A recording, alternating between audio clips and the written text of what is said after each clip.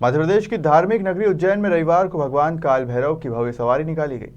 बाबा के दर्शन करने के लिए न सिर्फ उज्जैन बल्कि आसपास के हजारों भक्तों का जनसैलाब उमड़ा।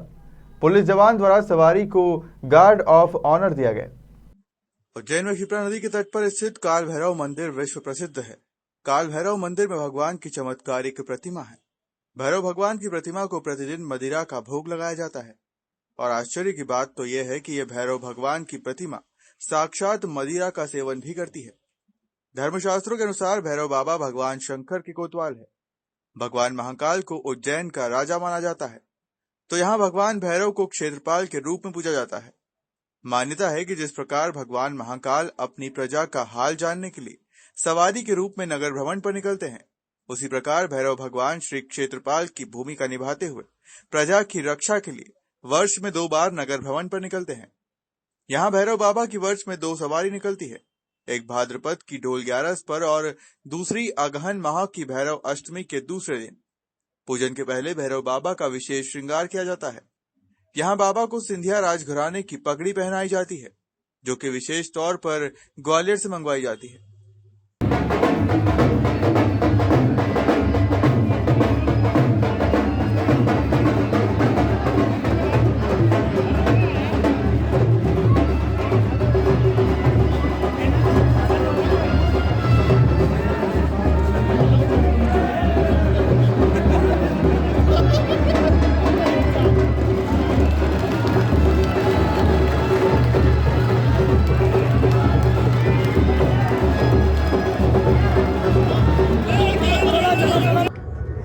सबसे पहले बाबा के जन्म की पूरे उज्जैन वासियों, पूरे सनातन धर्म को बहुत बहुत बहुत हार्दिक बधाइयाँ जेल परिवार की ओर से। और ये बहुत बड़ा खुशी का दिन है। हम लोगों का सौभाग्य है कि आज बाबा के दर्शन हुए और जेल पर आए और सभी ने मिलके पूजन की, पूरे स्टाफ ने, पूरे कैदियों ने और पब्लिक भी साथ में है। आप सब साथ में हैं और ये परंपरा चली आ रही हमारे यहाँ कई वर्षों से, आज का नहीं है, ये कई पीढ़ियों से, कई वर्षों से परंपरा चली आ रही है कि बाबा के दर्शन और बाबा की पूजन, बाबा के चरण कमल जेल पर पड़ते हैं और हमारी जेल हम सब धन्य हो जाते हैं। और उन्हीं की जेल है, उन्हीं का एरिया है भैरवगढ़, और वही जेल चलाते। हम लोग तो नाम मात्र के एक पुतले हैं। तो आज के दिन के लिए सबके लिए ढेर सारी शुभकामनाएं।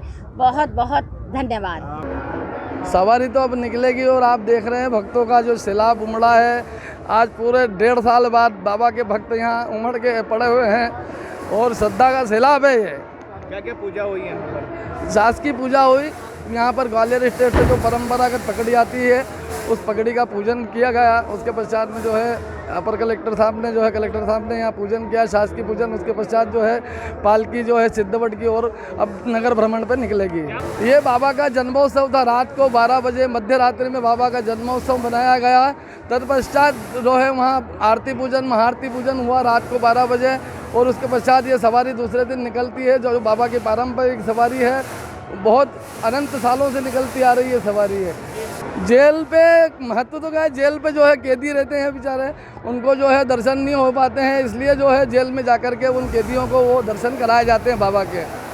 देखिए, आज जो है अपने पारंपरिक स्वरूप में निकली है। पिछली बार कोविड की वजह से कुछ रिस्ट्रिक्शंस थे, जिसकी वजह से सांकेतिक रूप से सवारी निकली थी, लेकिन चूँकि इस समय जो है कोविड के रिस्ट्रिक्शंस हटा दिए गए हैं, इसलिए यहाँ से सवारी जो है सिद्धवट तक के अपने पारंपरिक रूप पे जाए, पारंपरिक रास्ते को लेगी और वापस आएगी।